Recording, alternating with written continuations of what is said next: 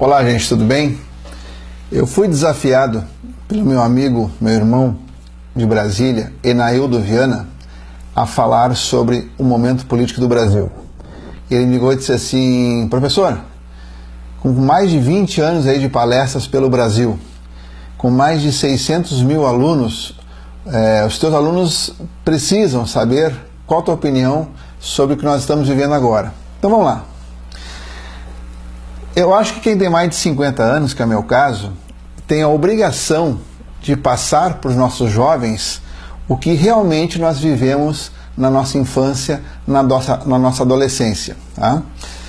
Veja bem, fala-se, o pessoal está com, alguns têm medo, né, de o Brasil voltar a uma ditadura militar. Em primeiro lugar, o Brasil nunca teve uma ditadura militar. Outro dia, conversando com o general Edson Goulart, nós discutimos a respeito do assunto e ele me chamou a atenção para alguns pontos interessantes. Primeiro, o Brasil nunca teve uma ditadura militar. Por quê? Ditador é aquele cara que senta na cadeira e não sai nunca mais. E nós temos hoje alguns no mundo aí para nos referenciar, como Cuba, o norte da Coreia, agora a Venezuela e etc e tal. Então os caras sentam ali e não saem mais, né? O exército esteve no comando de 64 a 85, então foram 21 anos, certo? Por ali passaram o Castelo Branco, Costa e Silva, Médici, Geisel e Figueiredo.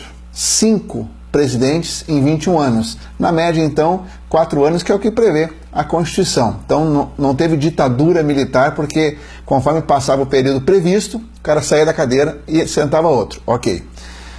Então foi regime militar? Também não. Presta atenção. Todo o ministério era paisano, era civil. Nós tínhamos, à época, o Ministério do Exército, o Ministério da Marinha e o Ministério da Aeronáutica.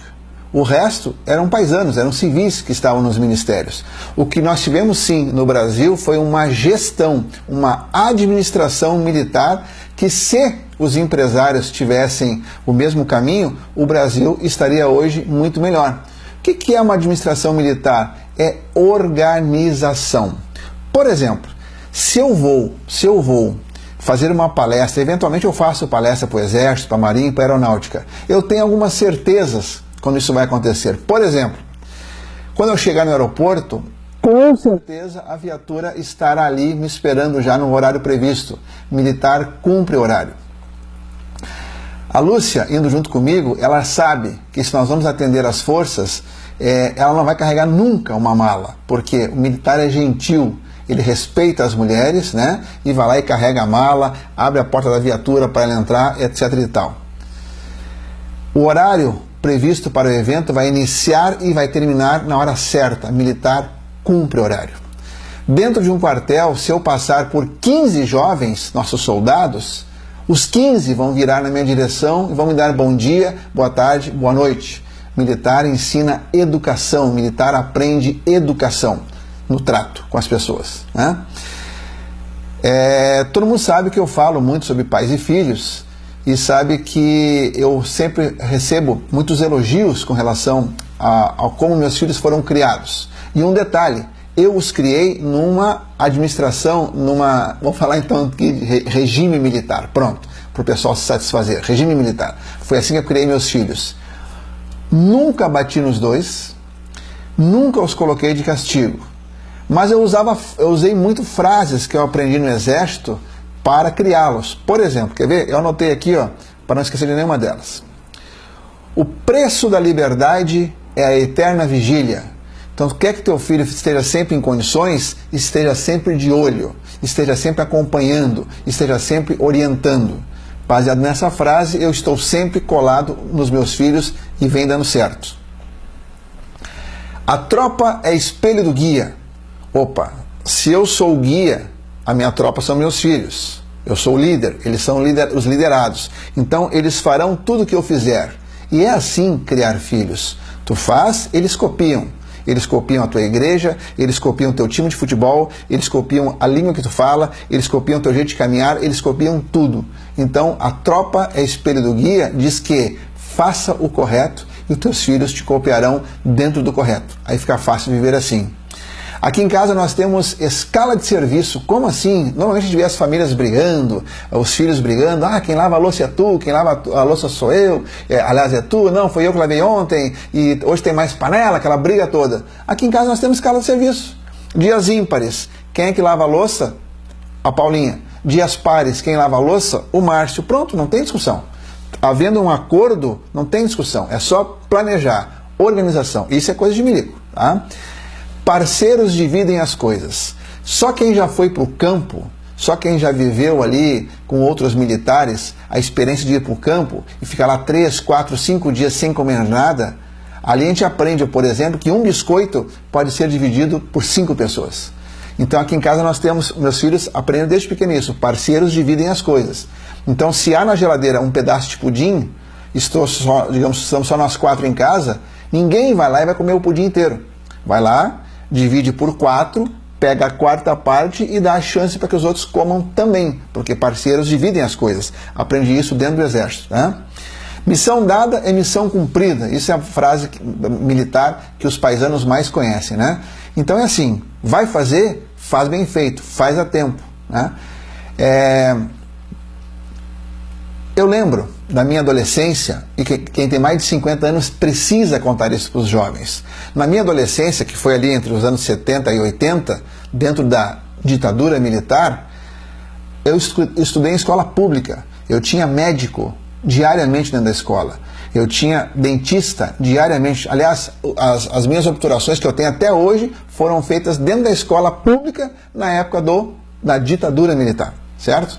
Eu ia para a escola de bicicleta, ia e voltava, e não tinha perigo. Hoje, se eu vou ao mercado perto de casa, eu vou a pé, eu deixo o celular em casa, porque talvez o celular não volte comigo. Mudou um pouco a questão da segurança, né? Então, gente, na verdade é o seguinte, tá? O Brasil, ele viveu no momento... O que nós tivemos, na verdade, então? Tá? Então não foi regime, não foi ditadura, foi o quê? Nós tivemos generais que foram presidentes da República. Só isso. Agora, claro que, como todo militar, eles cobravam ordem, organização. Aí sim, com a ordem se vai ao progresso. Isso todo mundo sabe. Então, as pessoas de bem, as pessoas que fazem o correto, as pessoas que seguem a linha reta, não tem o que temer. Ah, mas falam aí do nosso candidato, né? É homofóbico, então o militar é homofóbico. Gente, na época da ditadura militar, por exemplo, o Ney Matogrosso ficou famoso. Dúvidas que ele sempre foi gay, todo mundo sabia, né? E ninguém mandou matar o Ney Matogrosso. O Cazuza, né, iniciou sua carreira enquanto havia ditadura militar. Ninguém mandou matar o Cazuza. Então isso é bobagem. Entendeu? Então nós temos que... Hoje nós temos o Google, nós temos o computador. Vai para dentro do Google e pesquisa a história do Brasil. Entendeu? E aí sim, aí tu vai ter condições de saber o que fazer nas urnas agora no próximo domingo. Tem uma frase do Otto von Bismarck que diz assim, ó: nunca se mente tanto como antes das eleições, durante uma guerra e depois de uma caçada. Eu coloquei como título do vídeo um grande erro do exército. Para quê? Para chamar atenção, porque você assistisse esse vídeo, né? Você sabia, por exemplo, que em 2012 o Exército Brasileiro ele reformou a pista principal do aeroporto de Guarulhos, entregou a obra antes do tempo previsto e devolveu para os cofres públicos 150 milhões, gastou-se menos do que o previsto? Nunca se ouviu falar de uma obra superfaturada pelo Exército Brasileiro, né? Então, qual foi o grande erro do Exército Brasileiro? O Exército é muito calado, o Exército é muito humilde. O Exército faz as coisas certas e faz muitas, né?